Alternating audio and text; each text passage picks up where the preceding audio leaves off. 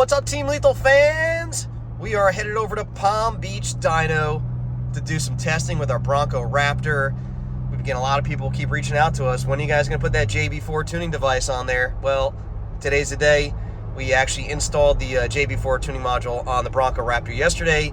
Got it hooked up to the JB4 app through Bluetooth and my phone app.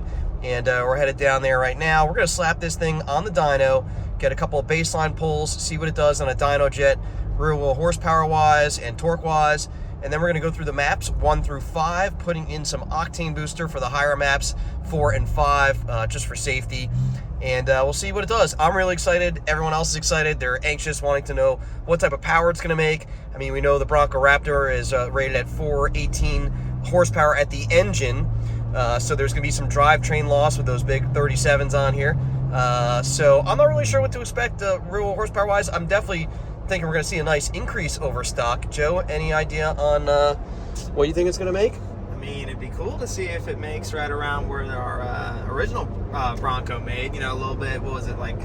What were you saying? 60 over 60 wheel? Yeah. On the dyno? 60 wheel horsepower and 90 foot-pounds of torque on the first edition. So it's going to be pretty major. I mean, another 60 wheel to this thing. I mean, it's pretty rapid. But it is nasty. So you guys stay tuned. We got a lot of Bronco Raptor content coming to you right now. We're on our way to Palm Beach Dyno.